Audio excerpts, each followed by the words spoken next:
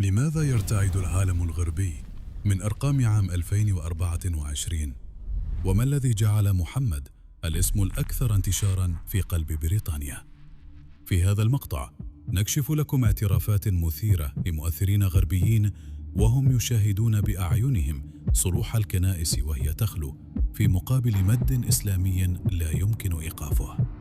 هل هو مجرد نمو سكاني؟ أم أنها قوة الإيمان التي تغزو القلوب قبل العقول؟ Let me go a little bit deeper with this. So, question for you. Somebody may say, okay, so the Quran, and the illiterate prophet, Muhammad, right?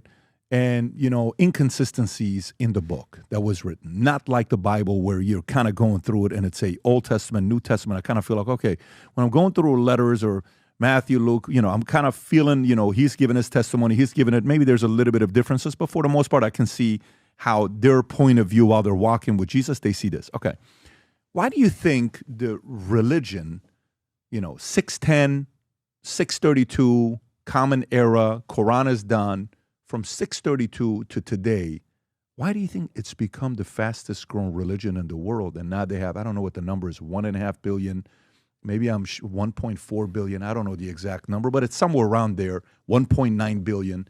Why do you think it's grown exponentially that at this point they're saying in the next 30 years it's going to be the biggest religion in the world? And some even say where 30% of House or Senate in America could be run by Muslims. Why do you think it's grown so big?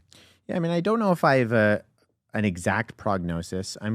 Islam is a very different religion than something like Christianity in that it has a socio-political component to it that Christianity doesn't, in that it is a political religious system.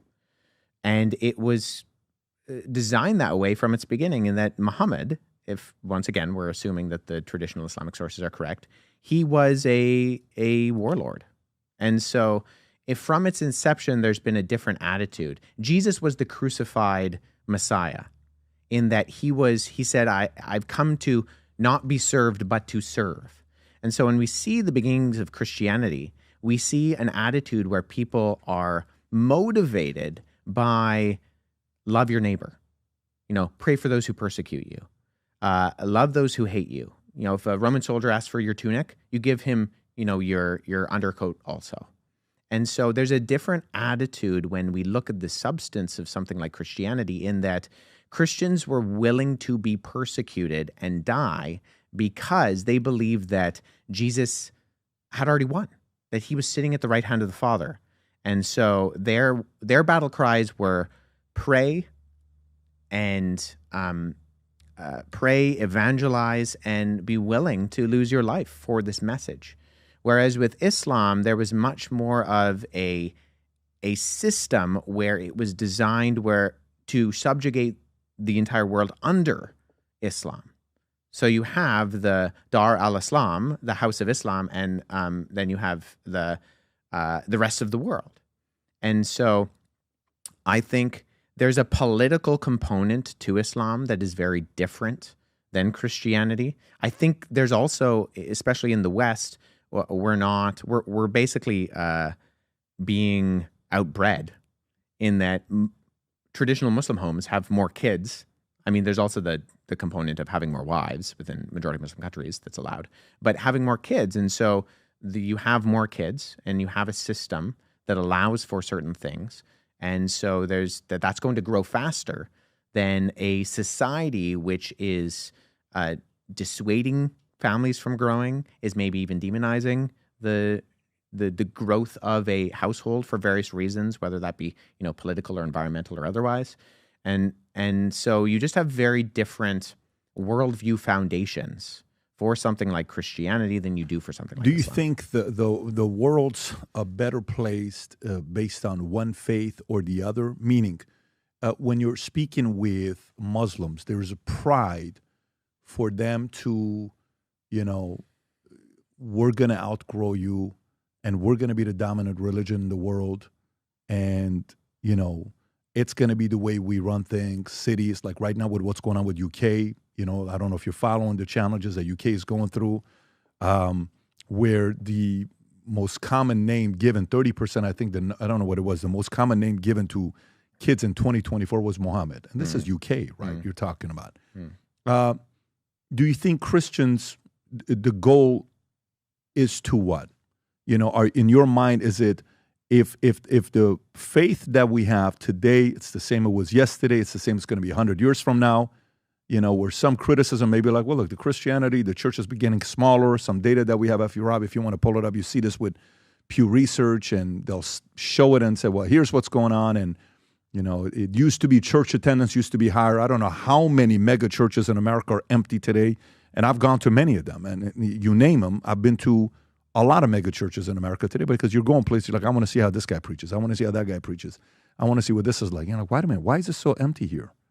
Why did we build a facility that's a $50 million facility, but 80% of the place is empty? Why did you build this place?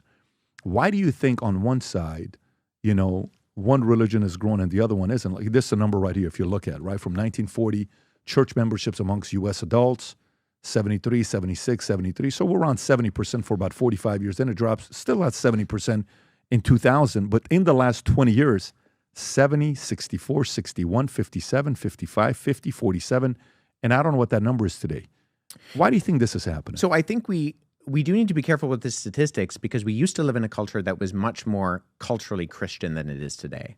And sometimes I look at these numbers and I often wonder, okay, yes, you see this kind of downward trajectory, but I wonder, I mean, in Canada, in not that long ago, only a few decades ago, you had something like the Lord's Day Act, where you were not allowed to have a business open on Sunday because it was the Lord's Day.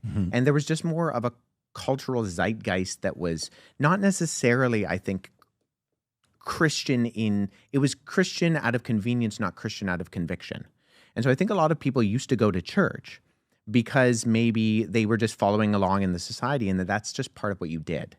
And the culture shifted, and now the culture is not saying that going to church is necessarily something that you should do or need to do. And so I'm always curious as to how many of these people who used to, you know, fill out the little tick box and say, I'm a Christian, I go to church on Sunday, how many of them were doing so because it was just par for the course for their culture, and the culture shifted and they weren't really necessarily convictionally Christian then, and they were following the stream of the flow of the culture, and the stream of the flow shifted. And so now it's just more culturally accepted to not go to church.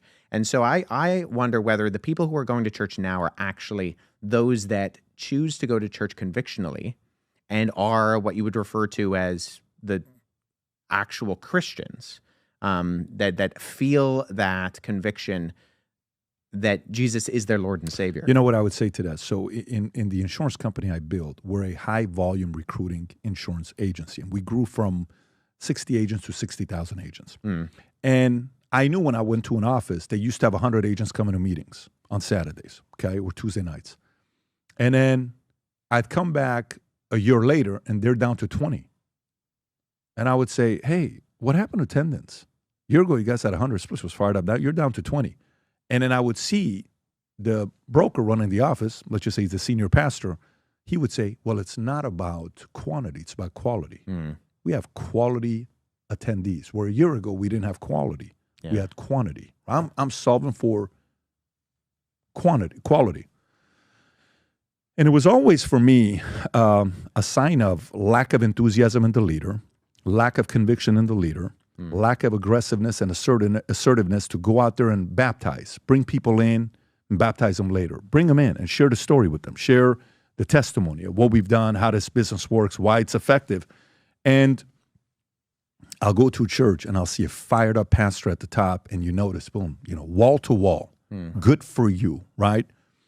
But, you know, and I hear what you're saying. Because I don't think the same can be said about the Mormon church. I think Mormonism's growing. When you look at their data, they're doing. And by the way, I'm not convinced about that. Well, you can say that, but data, when it's shown to me. Sure. And let me tell you where I'm going with this. You're talking to a guy that's a evangelical, non-denominational. You're a Baptist, right? Yep. And I think it'd be good. One of our guys asked the question, say, hey, can you tell me the difference between Presbyterian and Orthodox? And I said, you know, I'm going to ask Wes, so I think that's a good thing for you to break down. If you enjoyed this video, you want to watch more videos like this, click here. And if you want to watch the entire podcast, click here.